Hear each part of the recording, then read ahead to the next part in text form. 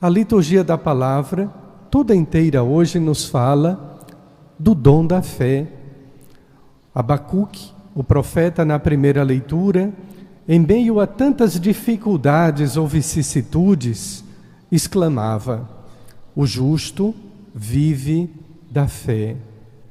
São Paulo, escrevendo uma carta a Timóteo, por ele ordenado, exortava-lhe, essa é a palavra, exortava-lhe: reaviva o dom da fé que há em ti. Uma exortação significa algo grave.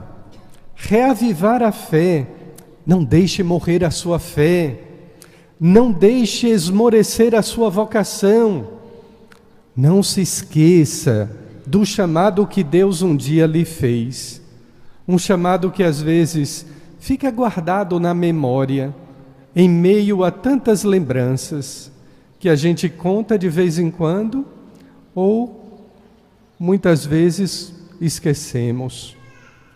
Esse chamado de Deus deve estar sempre presente, vivo, nunca esvanecido, jamais esmorecido, mas um chamado sempre lembrado.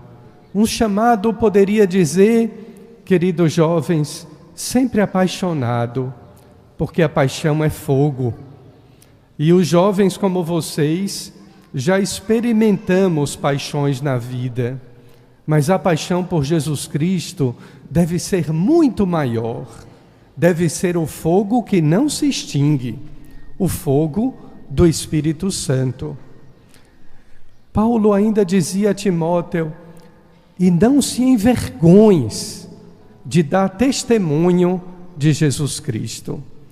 Vamos abençoar as batinas, que vocês que serão admitidos às ordens sacras passarão a usar.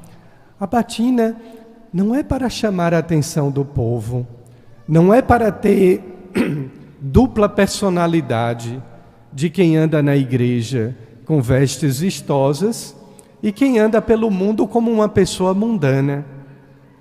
A batina, o preto, nos lembra o luto, a morte diária que um sacerdote é chamado a fazer todos os dias.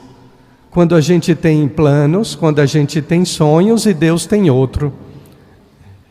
E Deus na cruz nos diz: morra comigo, morra um pouquinho agora, morra um pouquinho agora. E a vida de um sacerdote vai se acumulando de sacrifícios e de uniões ao Cristo crucificado.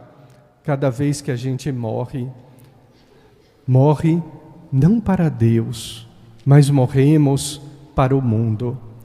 Todos nós recebemos o dom da fé um dia, na ocasião do nosso batismo.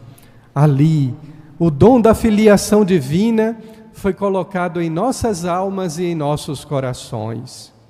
Mas os discípulos pediram a Jesus, no Evangelho agora proclamado: Senhor, aumenta a nossa fé. Os santos tiveram crises de fé. São as crises mais dolorosas que nós temos. Porque quando falta fé, falta tudo. Quando falta fé, falta Deus. E Deus nos prova na fé, não quando é bonzinho para nós, nos concedendo aquilo que pedimos, mas exatamente quando nos falta tantas coisas. E Deus vai provando, vai testando a nossa fé, para dizer: agora sim, rapaz, você que vestiu a batina numa manhã tão especial de domingo, tão alegre, tão bonita, agora eu quero ver mesmo se tu tem fé, se você é capaz de entregar a sua vida. Se de um lado a tentação de Adão e de Eva foram ocupar o lugar de Deus, e tenho dito ultimamente que esse tem sido a tentação do mundo moderno, usurpar o lugar de Deus, querer ser Deus para decidir quem vive, quem morre, para decidir no lugar de Deus se eu sou homem, se eu sou mulher, para decidir os mandamentos, para mudar a lei de Deus. O pecado maior de um sacerdote é querer colocar-se no lugar do bom pastor, achar que ele é o pastor para conduzir o rebanho para eleições, para votar em A ou em B, conduzir o rebanho para baixo, conduzir o rebanho não para o céu, não para Cristo, mas para si mesmo, para suas festinhas, para suas próprias ideias e opiniões, tão michurucas diante da tradição da igreja. Corram dessa tentação, não queiram ocupar o lugar do Cristo. Estamos no altar, no centro do altar, mas olhem a cruz no meio. É Cristo que está no centro. Não sou eu, padre, não sou eu, bispo, não sou eu, papa. É Cristo que está no meio.